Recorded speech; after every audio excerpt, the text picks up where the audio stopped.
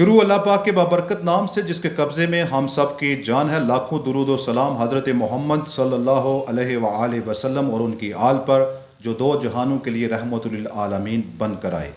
ناظرین اکرام، Kashmir press club registered سمانے سے میں ہوں بدر الاسلام جعفری اور آپ دیکھ رہے ہیں میرا یوٹیوب چینل.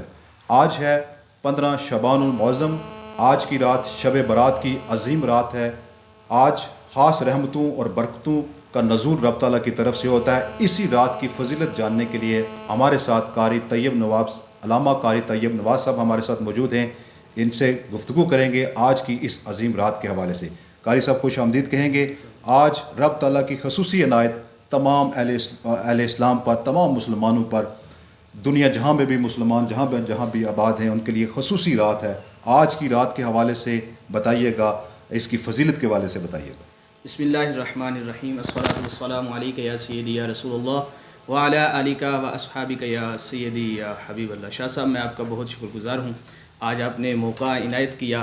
یقیناً آج کی جو آنے والی رات ہے 15ویں شب جسے کہا جاتا ہے 14 شعبان المعظم شریف ہے، یہ یقیناً ایک بڑی باعث برکت، ویسے تو پورا مہینہ ہی بابرکت ہے. کیوں؟ اس لیے کہ نبی کریم صلی اللہ علیہ وآلہ وسلم نے فرمایا شعبان شہری و رمضان شہر اللہ. شعبان میرا مہینہ ہے اور رمضان اللہ کا مہینہ ہے. تو اس مہینے کے اعتبار سے ویسے تو اس مہینے میں بہت سارے فضائل ہیں، لیکن 15ویں شب جسے شب برات بھی کہا جاتا ہے، لیل مبارکہ بھی کہا جاتا ہے، شب سکھ بھی کہا جاتا ہے، اس کی بہت بڑی فضیلت ہے. اس کی فضیلت میں مولا علی مشکل کشا شیر خدا کرم اللہ وجہ الکریم آپ کا ایک فرمان موجود ہے کہ فرمایا جب تم 15ویں شعبان کی رات کو پاؤ تو فرمایا رات کا قیام کرو اور دن کو روزہ رکھا کرو. تو سوال کیا گیا مولا کائنات سے کہ آپ ہمیں بتائیے کہ یہ اس رات کے جاگنے کا مقصد کیا ہے. فرمایا اس رات کے جاگنے کا مقصد یہ ہے کہ اللہ تبارک و تعالیٰ اپنی شان آسمانی دنیا پر، یہ جو آسمان ہمیں نظر آتا ہے اس پر بعد غروب آفتاب تشریف لے کر آتا ہے. اپنی رحمت کاملہ واسع جیسے اس کا ایک انداز ہے اس کے ساتھ وہ تشریف لے کر آتا ہے یہاں تک کہ فجر طلوع ہوتی ہے. ساری رات اللہ تبارک و تعالیٰ ایک صدا لگاتا ہے جسے حدیث پاک ان الفاظ کے ساتھ آقا کریم صلی اللہ علیہ وسلم نے بیان فرمایا کہ اللہ تبارک و تعالیٰ غروب آفتاب یعنی بعد نماز مغرب اللہ کی رحمتوں کا نزول شروع ہوتا ہے اور اللہ فرماتا ہے الا من مستغفر فاغفر له.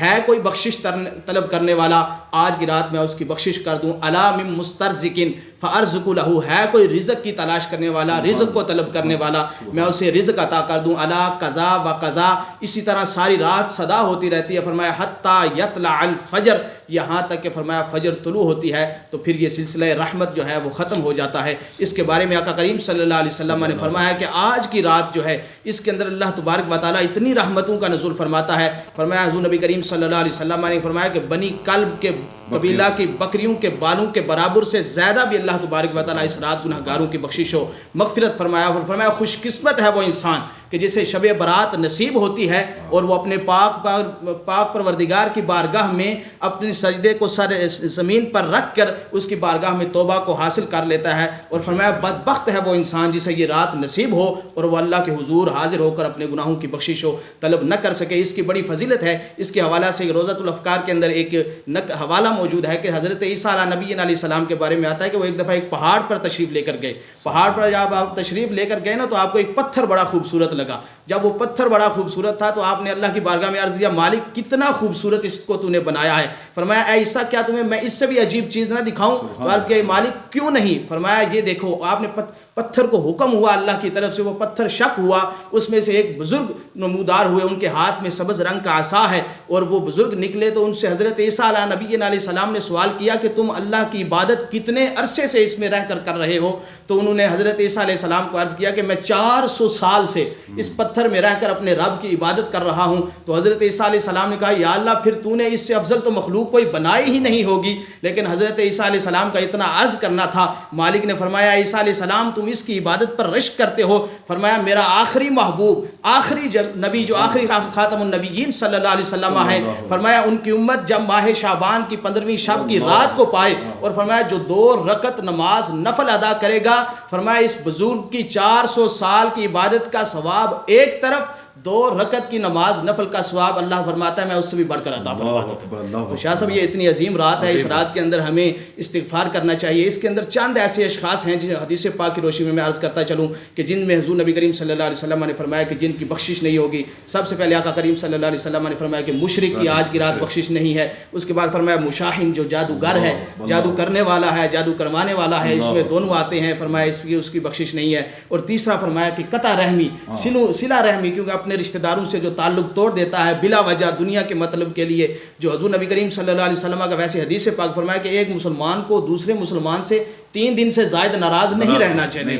ہاں جی, تو صلہ رحمی فرمایا جو قطع رحمی شخص ہے اس کی بھی آج کی رات بخشش نہیں. اور فرمایا جو عادتاً شراب پینے والا ہے اس کی بھی بخشش نہیں, جو عادتاً زنا کرنے والا ہے. اور ایک اہم بات فرمایا جو حسد کرنے والا ہے, اور حسد اس قدر بیماری ہے, اللہ اکبر کبیرہ. حضور نبی کریم صلی اللہ علیہ وسلم کے ایک حدیث پاک کا مفہوم ملتا ہے. حضور نے فرمایا حسد نیکیوں کو ایسے کھا جاتا ہے, فرمایا جس طرح آگ لکڑی کو کھا جاتی ہے. ہم سارا دن نیکی کماتے ہیں لیکن شام کو اگر ہم حسد کر لیتے ہیں کسی کے بارے میں, وہ کسی اعتبار سے کسی طبقہ سے تعلق رکھتا ہو, تو ہماری نیکیاں ضائع ہو جاتی ہیں. ہمیں آج کی رات جو ابھی شروع نہیں ہوئی, شام کو شروع ہو رہی ہے, اس سے قبل ہمیں یہ چیزیں دیکھ لینی چاہیے کہ ہم ان بیماریوں میں سے کہیں مبتلا تو نہیں. اور پھر ہمیں اس کی رات, آج کی رات جو ہے وہ بخشش و مغفرت کی رات ہے. ہمیں بھرپور تیاری کرنی چاہیے, مساجد میں جا کر اللہ کی عبادت کرنی چاہیے, اللہ سے رحمت طلب کرنی چاہیے. اور ویسے بھی یہ جو آج کل ہمارا ایک ماحول چل نکلا ہے, اس سے بھی اللہ تبارک و تعالیٰ ہمیں اسی ماحول پہ بات بتائیے گا کہ آج کل لوگ پٹاخے چلاتے ہیں, آتش بازی کرتے ہیں, ان لوگوں کے لیے کیا پیغام ہے, یہ کیا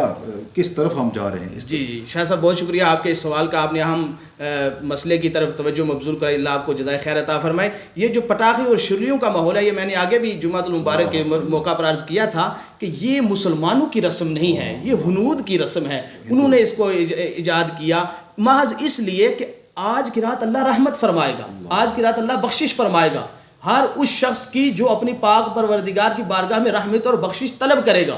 انہوں نے کہا کہ کیوں نہ ہم آج کی رات جب اللہ ان پر رحمتوں کا نزول کرے, ہم ایسا کام ان سے کروائیں جن سے ان کا مالک ناراض ہو جائے. جب ان کا مالک ناراض ہوگا, ان کی رحمتوں پر نزول نہیں ہوگا, تو ان کی آخرت خراب ہو جائے گی. تو یہ میسیج اور یہ پیغام ہے والدین کے نام, گھر کے سربراہوں کے نام, کہ اپنی اولاد کو یہ جو رسم ہے اس کو ختم کیجئے. یہ غیر شرعی ہے اور حرام ہے, یہ ناجائز پیسہ استعمال کرنا اسلام قطعاً اس کی اجازت نہیں دیتا. ان اللہ لا یحب المسرفین, اللہ بھی اسراف کرنے والوں کو پسند نہیں فرماتا. تو اسی اعتبار سے ہمیں چاہیے کہ اس سے ہمیں پرہیز کیا جائے, اور اپنی اولاد کو یہ بتایا جائے کہ آج کی رات اللہ سے بخشش و مغفرت کی رات ہے.